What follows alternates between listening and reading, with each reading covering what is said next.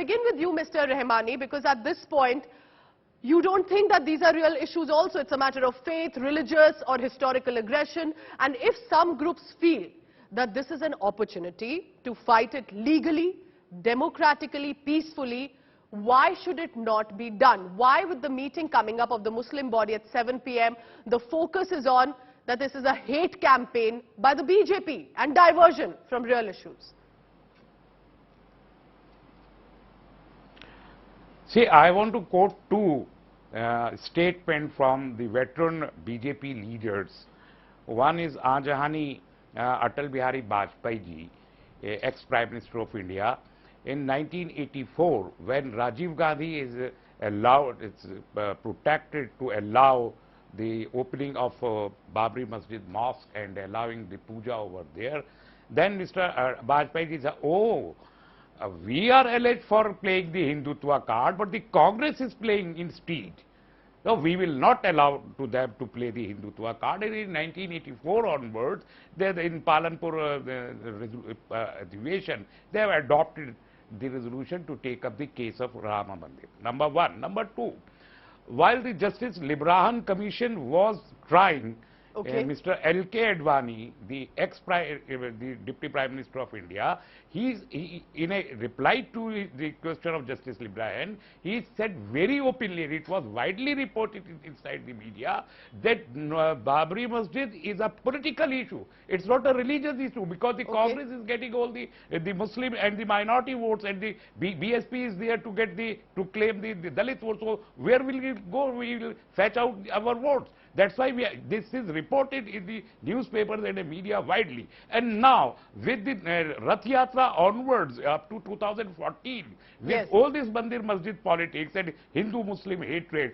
ultimately the BJP got absolute power at the center in 17 states, and now it's a matter of continuous at one hand to sustain this government, and at the other hand, the RSS agenda, which is much bigger than the sustenance of the BJP government, is to convert the country practically into a Hindu Raj by the Muslim bashing and glorifying the Hindu. So it's not a matter of 1, 2, 10 or 50 mosques. They want to demolish or convert 30,000 mosques inside the country. And if the at these places of worship Act 1991 is diluted. Mr. Rehmani, I'll come back to you. I'll come back to you. Let's give Tuhin that chance as well. Elections in Karnataka in less than a year. 2024 general elections are coming up of the Lok Sabha as well. All of this behind the curtains, is it election politics as play? Earlier it was Ayodhya, now let's have Varanasi and Kashi. All works for the BJP. Well, Pooja, the most important recent elections of Uttar Pradesh have just ended. So I don't know how you say that elections are around the corner, because if at all it were the elections which were propelling it forward, ideally it should have started 1 year back. Now the point is that truth can be suppressed, but it cannot be silenced. Fact is that 40,000 temples in this country have been destroyed. And if you look at history, history takes its own ups and downs, its own curves. It is not the government, it is not the BJP which is at the core of this litigation. It is 5 devotees, women devotees in the case of Varanasi. In all the other places that you mentioned, it is devotees who are taking the lead. Now, when people like Rehmani ji and Asaduddin Owaisi make it about fear-mongering, make it about the large, somewhere they need to realize that they are keeping Aurangzeb alive. They need to accept that Aurangzeb has left a trail of destruction which will, at some point of time, require healing. And the healing can only start when you acknowledge the truth. So I think this needs to be taken as a journey in the quest of truth, and which is what, the honorable courts will decide in the days to come. It should be seen as a legal matter, and I don't think politics should be linked to it at all. Mr. Rehmani, do you think this is about the historical issue of foreign invaders and versus Indian in India, or is this about real issues that are being ignored of inflation and joblessness? See, I said there are many aspects. One is the changing the course of history, as the Tuhin has indirectly admitted that how is it changing the course of history, sir? So they want to change the course of history.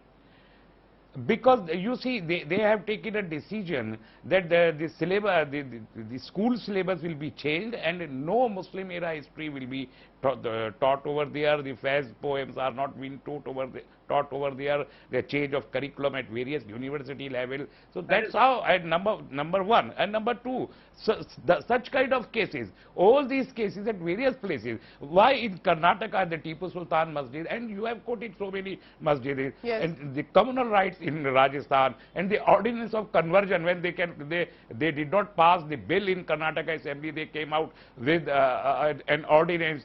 And then it is not about Aurangzeb, it is not about Babar. No, it is a fight between the secular constitutional democracy of the country and the RSS and its ideologue and affiliated organization.